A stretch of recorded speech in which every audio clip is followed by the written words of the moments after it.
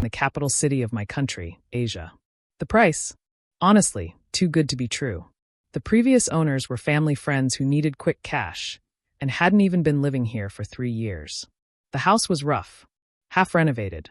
The main door didn't even have a proper lock, just a padlock. And there was no gate, so people treated it like public property. The very first day I moved in, there was a stranger's motorbike parked in my garage. Can you imagine? I dragged it out onto the road, installed a gate that same day, and sure enough, some angry man came banging at my door. I ignored him, and after 15 minutes, he left with his bike. That was my welcome to the neighborhood. Not exactly the warmest start. Now, next door lived an old man. He owned a 3-story house, lived on the ground floor himself, and rented out the other 2 levels. From day one, he made it clear.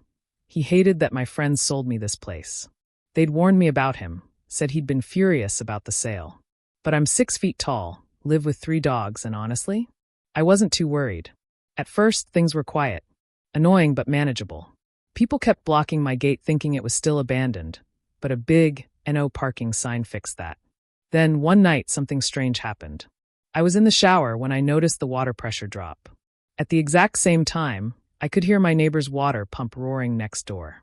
My stomach tightened. Coincidence? Maybe. But my gut told me otherwise.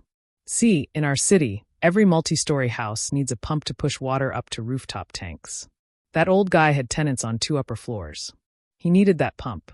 So I waited. The second his pump shut off, I tried the taps again.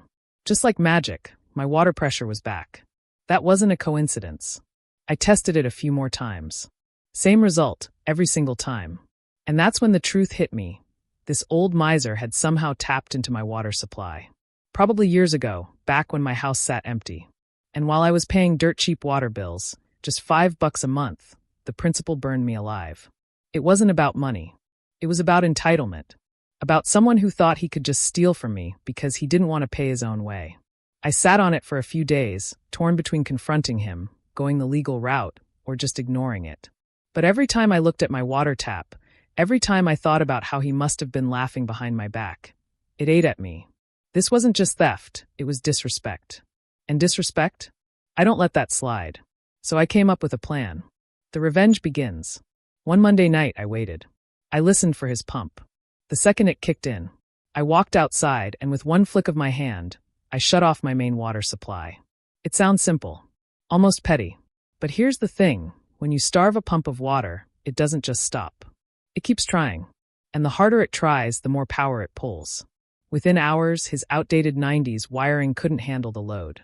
By 3 a.m., I heard chaos erupt next door. Lights out. No power. No water. Tenants shouting at the landlord. Voices rising in frustration. I lay in bed smiling, listening to it all. See, in my country, water and power aren't luxuries. They're basic rights. Tenants can go straight to the police if a landlord fails to provide them. And guess what? That's exactly what happened. One tenant stormed out 2 days later, swearing never to return. The other filed an official complaint. Suddenly, the old man wasn't just a cranky neighbor, he was a lawbreaker. The police fined him $500, a fortune here. He also had to refund the tenants' deposits and couldn't rent the floors out again until everything was fixed. By the end of the week, he'd lost his only source of income. The man was forced to move in with his daughter because he couldn't even afford to live alone anymore. The confrontation. Of course, he figured out what had happened. One evening, he came to my gate. His face was stiff, but I could see the storm brewing behind his eyes. "Did you turn off your water supply?" he asked flatly. I tilted my head, forced the most innocent smile I could muster, and said, "Oh yeah, my plumber found a leak. I had to shut it off for the night." The way he swallowed his anger, holding back every word he wanted to scream, it was delicious.